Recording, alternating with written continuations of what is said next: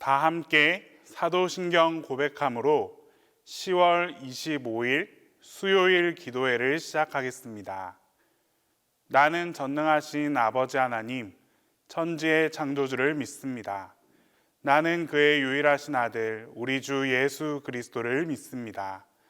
그는 성령으로 잉태되어 동정녀 마리아에게서 나시고 본디오 빌라도에게 고난을 받아 십자가에 못 박혀 죽으시고 장사된 지 사흘 만에 죽은 자 가운데서 다시 살아나셨으며 하늘에 오르시어 전능하신 아버지 하나님 우편에 앉아 계시다가 거기로부터 살아있는 자와 죽은 자를 심판하러 오십니다. 나는 성령을 믿으며 거룩한 공교회와 성도의 교제와 죄를 용서받는 것과 몸의 부활과 영생을 믿습니다.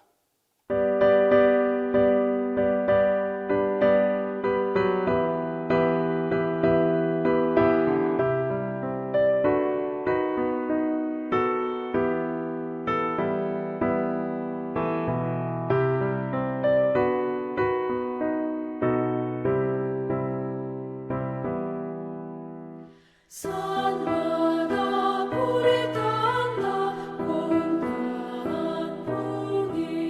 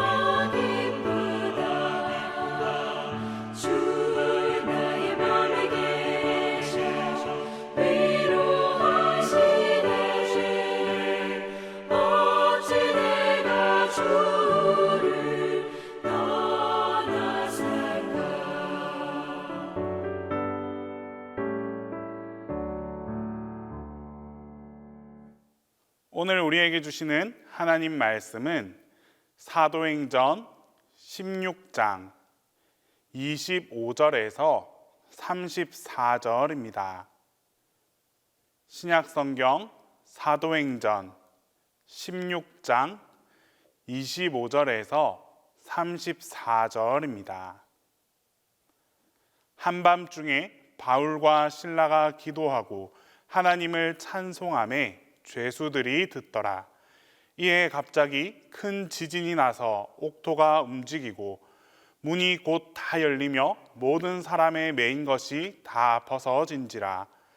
간수가 자다가 깨어 옥문들이 열린 것을 보고 죄수들이 도망한 줄 생각하고 칼을 빼어 자결하려 하거늘 바울이 크게 소리질러 이르되 내 몸을 상하지 말라. 우리가 다 여기 있노라 하니 간수가 등불을 달라고 하며 뛰어 들어가 무서워 떨며 바울과 실라 앞에 엎드리고 그들을 데리고 나가 이르되 선생들이여 내가 어떻게 하여야 구원을 받으리까 하거늘 이르되 주 예수를 믿으라. 그리하면 너와 내 집이 구원을 얻으리라 하고 주의 말씀을 그 사람과 그 집에 있는 모든 사람에게 전하더라. 그 밤 그 시각에 간수가 그들을 데려다가 그 맞은 자리를 씻어주고 자기와 그 온 가족이 다 세례를 받은 후 그들을 데리고 자기 집에 올라가서 음식을 차려주고 그와 온 집안이 하나님을 믿음으로 크게 기뻐하니라. 오늘 본문 말씀은 사도 바울의 2차 전도 여행 중에 일어났던 일입니다. 바울과 실라 전도팀은 유럽을 향해 나아갔습니다. 유럽 지역으로 향한 바울은 빌립보에서 자색 옷감 장사인 루디아의 집에 전도 본부를 두고 본격적으로 전도 활동을 시작했습니다. 어느 날 기도 처소로 가던 중에 점을 치고 있는 귀신 들린 여종을 만나게 되었습니다. 바울은 그 여자 안에 있는 마귀에게 명령하여 쫓아내어 버렸습니다. 그런데 이게 그만 문제가 되었습니다. 여종을 이용해서 돈을 벌던 주인이 이제 더 이상 돈을 벌 수 없게 되었습니다. 그래서 바울과 실라를 잡고는 관리들에게 끌고 가서 고발했습니다. 결국 바울과 실라는 매를 맞고 감옥에 갇혔습니다.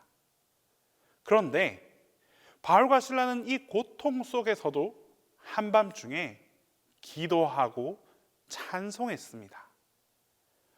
그러자 갑자기 큰 지진이 나면서 감옥 문이 열렸습니다. 옆에 있던 간수가 깜짝 놀라서 일어나 보니 감옥 문은 다 열려 있고 죄수들은 도망가 버렸습니다. 이 일에 간수는 이제 문책을 두려워하여서 스스로 자결하고자 하기까지 했습니다. 그때 바울이 어둠 속에서 나타나서 간수를 만류하자 간수는 놀라며 그들을 데리고 나가 물어봅니다. 선생님들이여, 내가 어떻게 하여야 구원을 받을 수 있겠습니까? 라고 물었습니다. 사도 바울은 대답하면서 주 예수를 믿으라. 그리하면 너와 내 집이 구원을 얻으리라 라고 전했고 간수는 물론 그 가족들까지도 세례를 받고 하나님의 자녀가 되는 놀라운 기적이 일어나게 되었습니다. 이처럼 복음이 증거되던 현장에서 일어난 이 놀라운 성령님의 역사하심은 우리 그리스도인들의 일상생활이 어떠해야 하는지를 아주 잘 보여주고 있습니다. 바울과 실라가 복음으로 말미암아 고통과 고난을 당했을 때 두려워하거나 원망하거나 분노하지 않았습니다. 채찍에 맞은 그 상처가 무척이나 아팠을 텐데도 불구하고 이들은 끝까지 기도하며 찬송했습니다. 즉 자신들이 겪는 이 고난을 오히려 하나님께 감사로 고백한 것입니다. 결국 이 감사가 놀라운 기적을 일으켰고 생명을 살리는 그 역사까지 이루게 했습니다. 진정한 감사는 우리 마음에서 일어납니다. 사도 바울은 골로새서 3장 16절에서 감사하는 마음으로 하나님을 찬양하고 라고 했습니다. 또한 오늘 본문 말씀에서도 고통과 고난 속에서도 기도하고 찬송했습니다. 이처럼 사도 바울의 삶의 중심에는 하나님을 향한 감사로 가득했다라는 사실을 알 수 있습니다. 이처럼 감사는 우리 마음으로부터 일어나는 것입니다. 마음이 담겨져 있지 않은 감사는 진정한 감사라 할 수 없습니다. 그리고 무슨 일이든지 깊이 생각하면, 한 번 더 생각해보고 더욱 깊이 생각해 본다면 결국 감사할 수 있는 일이 될 수 있습니다. 아무리 사소한 것이라고 해도, 아무리 이해할 수 없는 것이라고 해도 그 일을 주관하시는 하나님에 대해서 깊이 생각하고 묵상할 수 있다면 결국 이마저도 다시금 감사할 수 있는 일이 될 수 있는 것입니다. 이것을 조금 더 고급스럽게 표현하면 생각의 틀을 전환하는 것이라고 말할 수 있습니다. 우리에게 다가오는 어떤 사건이나 어떤 일을 보는 관점에 따라서 그 결과는 전혀 달라집니다. 육신적이고 세상적인 관점에서 보면 그저 고통스럽고 억울하고 두려워지는 일도 하나님 주관적인 하나님의 관점으로 바라보게 되면 모든 것이 은혜가 될 수 있고 감사가 될 수 있습니다. 왜냐하면 결국 나를 구원하신 하나님께서 이 모든 것들을 합력하여 선을 이루게 하신다는 것을 우리가 믿고 있기 때문입니다. 그래서 사도 바울은 에베소 교회에 편지하면서 옛 사람을 벗어버리고 새 사람을 입으라라고 전하고 있습니다. 세상적인 관점은 영적으로 부정적인 습관을 만듭니다. 똑같은 환경을 바라보아도 하나님의 관점으로 생각하여 감사할 수 있는 사람이 있는가 하면 세상적인 관점에 머물면서 불평하고 원망하는 사람이 있습니다. 하나님의 은혜는 상황과 환경을 초월하는 영적인 관점을 가진 그 마음, 그 사람에게 주어지는 특별한 은혜입니다.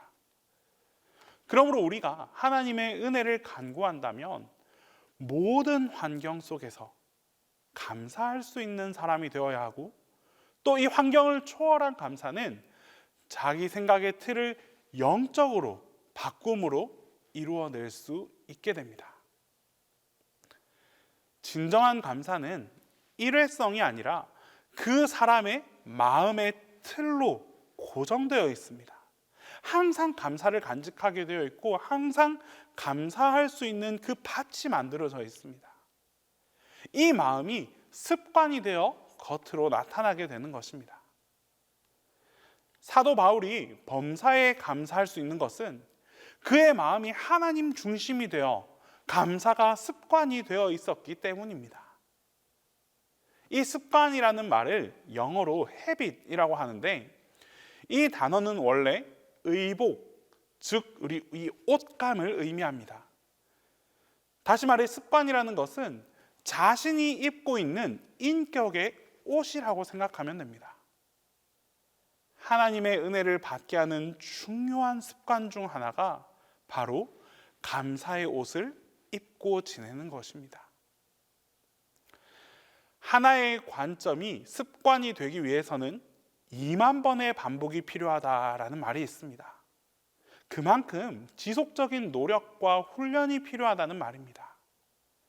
우리가 살아가면서 항상 언제라도 우리의 모든 일에 감사하기 위해서는 사람을 대하고 또 일을 대하고 환경을 대하는 우리의 모든 관점이 하나님 중심으로 바뀔 수 있도록 끊임없이 노력해야 합니다. 이렇게 되기를 원한다면 지금부터 나 자신의 삶을 다른 사람과 비교하지 않아야 합니다.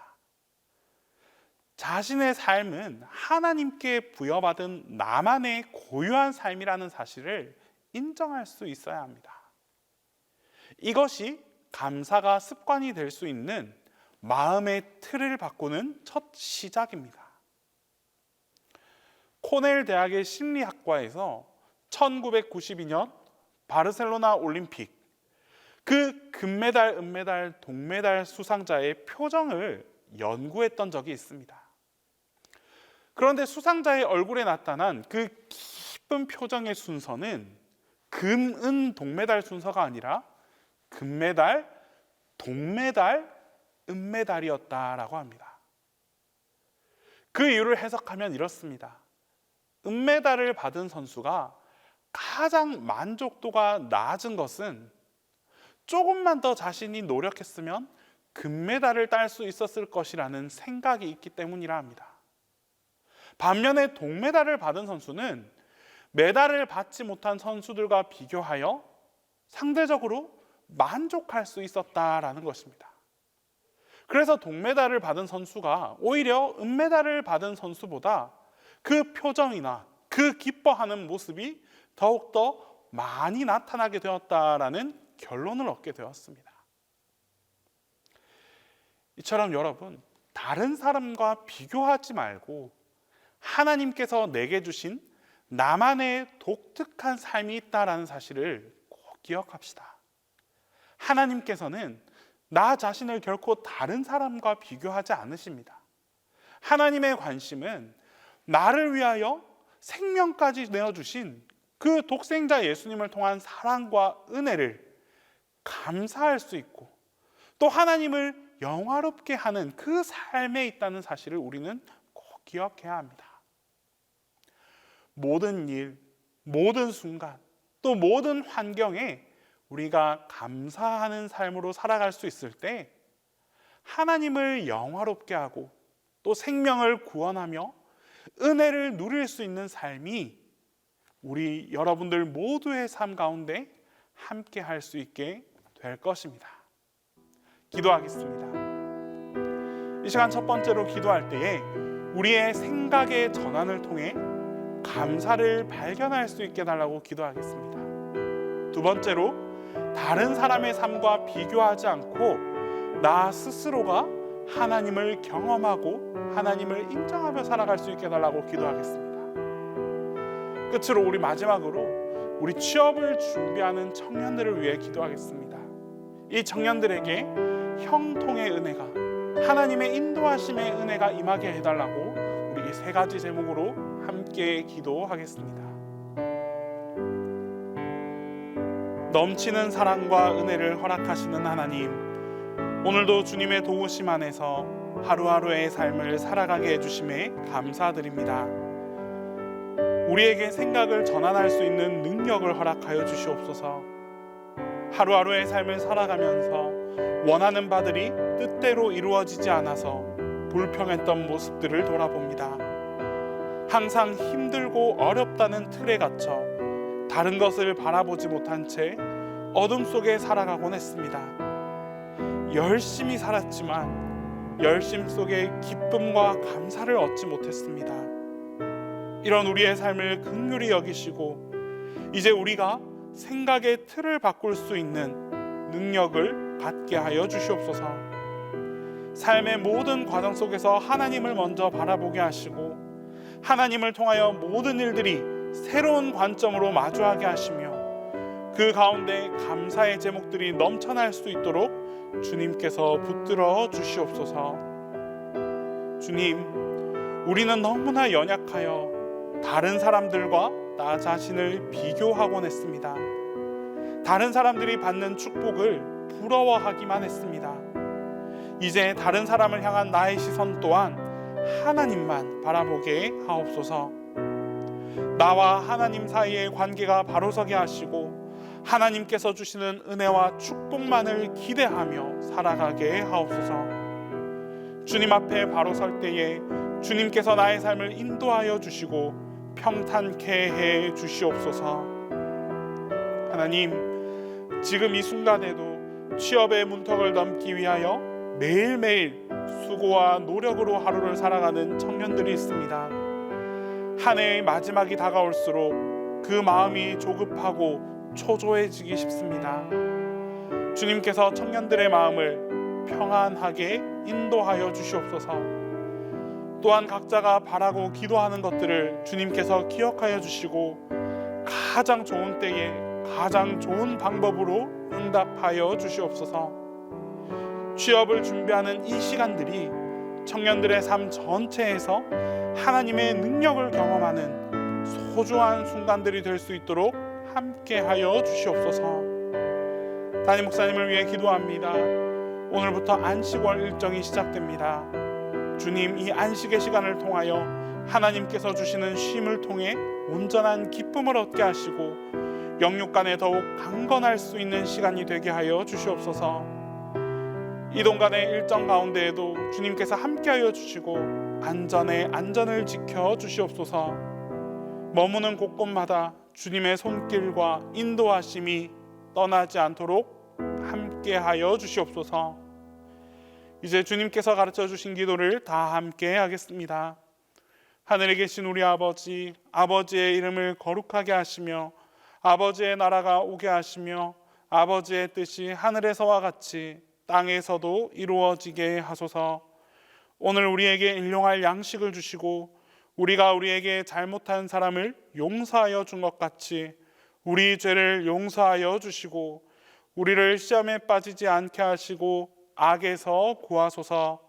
나라와 권능과 영광이 영원히 아버지의 것입니다.